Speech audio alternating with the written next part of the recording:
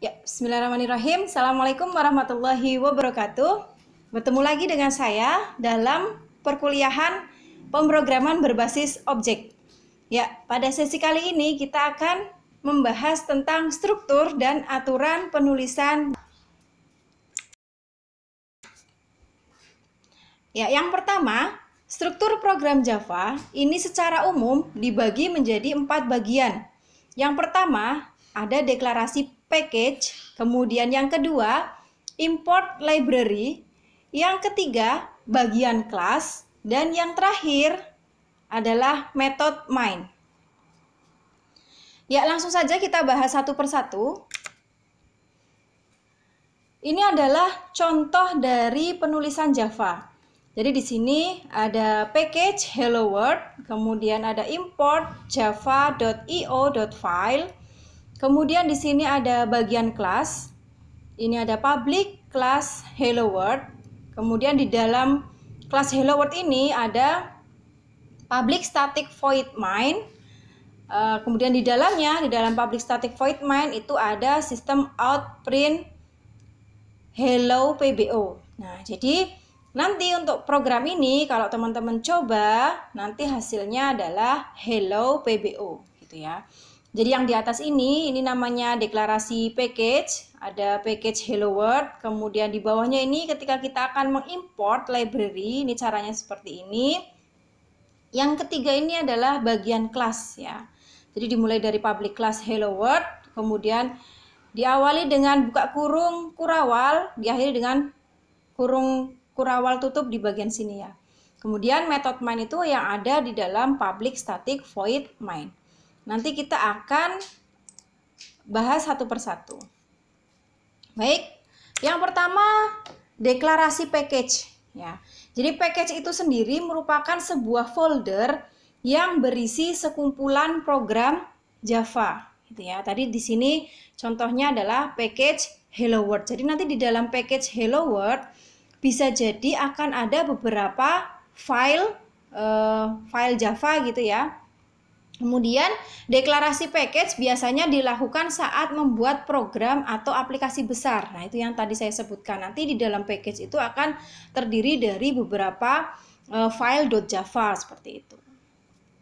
Kemudian yang kedua adalah import library. Nah, pada bagian ini kita bisa mengimport library yang kita butuhkan dalam program. Nah, library itu sendiri apa? Library sendiri itu adalah sekumpulan kelas dan fungsi yang disediakan oleh Java. Jadi Java sudah menyediakan sekumpulan fungsi ya atau kelas gitu ya, yang bisa kita gunakan dalam proses pemrograman kita gitu ya. Kalau di sini contohnya adalah input output gitu ya. Misalnya ada fungsi input output. Nanti kita tinggal panggil aja karena sudah disediakan oleh si Java itu sendiri. Kemudian selanjutnya adalah bagian kelas. Nah, ini contohnya ya. Jadi Java merupakan bahasa pemrograman dengan paradigma PBO. Ya, atau OOP atau Object Oriented Programming. Sama ya, kalau tanya PBO sama OOP itu bedanya apa? Itu sama ya. Object Oriented Programming, di mana setiap program itu pasti harus ada objeknya gitu ya. Jadi harus dibungkus di dalam kelas agar nanti bisa dibuat menjadi sebuah objek gitu kan. Kemudian pada blok kelas kita bisa mengisinya dengan metode atau fungsi dan juga variabel. Jadi nanti di dalam ini ya, di dalam sebuah kelas, nanti di dalamnya itu bisa berupa fungsi dan juga di dalamnya bisa berupa variabel. Ya, jadi di sini contohnya adalah kalau di dalam ini contoh kelas hello world kita punya metode main. Ya, metode main ini nanti yang akan dieksekusi oleh program gitu ya. Nah, selanjutnya tadi udah kita singgung ya. Selanjutnya adalah metode main atau fungsi main. Ini merupakan blok program yang wajib ada ya. Ya, ini yang akan dieksekusi pertama kali. Nah, nanti yang ada di dalamnya si public void main ini atau tubuh fungsi ini ya, fungsi main atau method main, ini akan dieksekusi oleh si program. Jadi kalau kita mau membuat sebuah program, kita sudah buat algoritmanya misalnya, kemudian kita mau tuangkan algoritma tersebut ke dalam sebuah program, maka kita tuliskan di dalam sini. Ini ibaratnya adalah tubuh fungsinya, tubuh programnya gitu ya. Nah, kemudian nanti selain 4 bagian struktur dalam Java itu 4 ini, kita juga akan mengenal yang namanya statement dan ekspresi pada Java. Nah, ini contohnya statement dan ekspresi. Jadi statement dan ekspresi itu merupakan instruksi yang akan dikerjakan oleh komputer. Nah, ini yang ada di dalam tadi main. Jadi di dalam metode main itu isinya adalah statement dan ekspresi. Nah, diakhiri dengan tanda titik koma. Ciri-cirinya ya, ciri-ciri dari kalau dia ada pertanyaan yang mana yang di bawah ini yang merupakan statement misalnya. Nah, kalian cari nih yang ada titik komanya, dia berarti adalah merupakan sebuah statement. Nah, di sini contohnya ada sistem out print learn hello PBO. Kemudian dia sistem lagi apa kabar gitu ya. Jadi kalau di Java itu kita mau menampilkan sebuah string ya. Menampilkan string itu kita pakainya ini, menampilkan sistem out print gitu ya. Kemudian yang mau ditampilkan apa? Misalnya hello PBO atau apa kabar gitu ya. Nah, ini caranya seperti ini. Kemudian bisa juga dalam pendeklarasian variabel. Nah, ini juga yang namanya statement juga kayak gini. Ini namanya statement juga. Jadi integer A sama dengan 5 misalnya ya. Nah, titik koma. Ini merupakan pendeklarasian variabel A yang akan diisi dengan 5.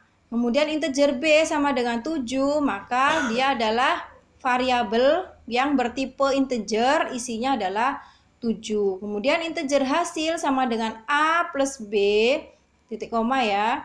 Ini merupakan statement yang mengimplementasikan suatu variabel bertipe integer atau bilangan bulat yang bernama hasil. Isinya apa? Isinya A ditambah B. Ya, ini adalah contoh dari statement dan ekspresi pada Java. Kemudian selanjutnya kita juga akan mengenal yang namanya blok program Java. Jadi kalau ditanya apa itu blok program Java? Ya, ini kumpulan dari statement dan ekspresi yang dibungkus menjadi satu. Ini ya, kumpulan dari statement. Ini ada statement tadi ya, system out print hello PBO gitu ya. System out print apa kabar. Ini merupakan suatu ekspresi, di bawahnya ini juga ekspresi. Nah, dibungkus menjadi satu. Ini namanya blok program. Cirinya apa? Cirinya diawali dengan kurung kurawal, buka kurung kurawal, dan diakhiri dengan tutup kurung kurawal. Nah, dari blok program ini dia juga bisa berisi blok program lain gitu ya. Nah, contohnya di bawah ini nih. If false, system out print false ya. Ini merupakan blok program juga karena ada kurung kurawal ya, ada buka kurung kurawal, ada tutup kurung kurawal. Berarti ini merupakan blok program yang ada di dalam blok programnya si public static void main ya. Ada dua blok program lain di dalam main method ini ya. Ada if, ada for atau perulangan. Nah, nanti untuk yang perulangan sama ini ya, condition ini nanti kita akan pelajari lebih dalam lagi di sesi berikutnya. Kemudian ini kalau teman-teman mau coba skripnya ini juga bisa ya. Selanjutnya adalah baris komentar. Jadi di dalam Java juga mengenal yang namanya baris komentar. Apa itu baris komentar? Baris komentar itu baris yang tidak akan dieksekusi oleh program. Nah, tujuannya apa kita buat baris komentar? Nih ya, ada memberi keterangan, menonaktifkan baris kode, atau bisa juga untuk membuat dokumentasi dari suatu program gitu ya.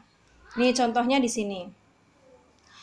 Di bawah ini ada garis miring 2 ini ya. Kemudian kita tulis blok program main. Jadi cara penulisan baris komentar itu seperti ini. Kalau baris komentarnya itu dalam satu baris, maka kita cukup gunakan 2 garis miring. Kalau dia baris komentar yang lebih dari satu baris, kita gunakan garis miring, bintang, kemudian ditutup dengan bintang, garis miring. Nah, ini cara penulisan dari baris komentar di dalam Java. Ini hampir mirip ya dengan bahasa C yang dulu kita sudah pelajari di mata kuliah algoritma dan pemrograman. Kemudian ini ya, salah satu contoh program yang baik, ini juga seperti ini. Setiap kita membuat sebuah blok program, ini kita tambahkan baris komentar. Tujuannya apa? Ketika dalam suatu project besar gitu misalnya ya, atau misalnya kita bekerja di dalam sebuah perusahaan, kemudian kita membuat sebuah project, ketika kita misalnya sudah resign dari project itu misalnya, kemudian dilanjutkan sama orang lain, itu akan lebih mempermudah programmer lain dalam mempelajari program yang kita buat, karena di sini sudah dikasih kayak keterangan gitu ya. Kemudian misalnya judul ini buat apa, bisa kalian tambahkan sebagai baris komentar. Kemudian yang selanjutnya, nah ini ya, biasanya kita agak rancu dengan dua istilah ini, ada string, ada karakter. Ini beda ya, dua hal yang hampir sama tapi berbeda. Jadi di sini di dalam Java ini ada dua struktur penulisan yang berbeda untuk penulisan string dan karakter. Nah, kalau tanda petik ganda seperti ini, petik dua seperti ini gunanya untuk membuat string. Sedangkan kalau petik tunggal, oh ini maaf ya, petik tunggal ya. Tanda petik tunggal seperti ini gunanya untuk membuat karakter. Nah, contohnya kayak gini bedanya string dengan karakter ya. Jadi kalau string itu contohnya seperti ini, hello PBO gini ya. Ini adalah sebuah string. Kalau karakter itu cukup satu huruf saja. Ini ya, contohnya A ini ya. Ini adalah sebuah karakter. Jadi misalnya teman-teman mau menampilkan ini adalah mata kuliah pemrograman berbasis objek gitu ya, misalnya semester, di bawahnya misalnya kita mau satu karakter aja, nah pakainya yang ini, cukup satu huruf saja, pakainya yang karakter gitu. Selanjutnya di dalam pemrograman Java itu kita mengenal yang namanya case sensitif ya, jadi huruf besar dan huruf kecil itu dibedakan. Jadi hati-hati nanti kalau kalian sudah mulai masuk ke dalam coding, sudah mulai mencoba pemrogramannya, nanti perhatikan betul dalam proses pembuatan variabel misalnya yang sering digunakan ini di dalam variabel. Jadi dia membedakan antara huruf besar dan huruf kecil gitu ya. Jadi salah huruf besar huruf kecil aja nanti dia nggak bisa jalan. Jadi contohnya di sini kita punya string nama. Kemudian di sini juga string nama tapi dengan cara penulisan yang berbeda. Yang paling atas ini semuanya kecil. Kemudian yang yang di bawahnya lagi nomor 2 ini hanya huruf depannya aja. Jadi N-nya aja yang besar gitu ya. Sedangkan yang ini yang ketiga ini semuanya besar. Isinya berbeda biar kelihatan ya kalau teman-teman coba buat ini ya, buat programnya. Kemudian kalian coba ini isinya statementnya pakai ini ya, di dalam tubuh fungsi isikan statement yang ada di depan ini. Nanti akan kelihatan ketika kita panggil ini ya, system out print learn, ini caranya memanggil dalam Java, memanggil variabel tuh begini. Ya, caranya memanggil variabel nama dari yang sudah kita buat menggunakan tipe data string, tinggal kita panggil aja. Kalau tadi kan di atas ini kan rata-rata pakai petik ya, karena dia menampilkan sebuah string. Kalau yang ini adalah pemanggilan sebuah variabel. Jadi kalau ini kita panggil nama dengan semuanya huruf kecil, pasti keluarnya adalah yang ini, pemrograman berbasis objek. Tapi kalau kita panggil nama hurufnya kapital semua, besar semua, maka yang keluar adalah stitek bontang gitu ya. Dan yang terakhir dalam pengenalan Java ini ya, struktur dasar Java, ini kita akan mengenal gaya penulisan case ya. Di sini di dalam Java itu akan kita kenal ada tiga penulisan case. Yang pertama adalah camel case, yang kedua Pascal case, yang ketiga adalah all upper.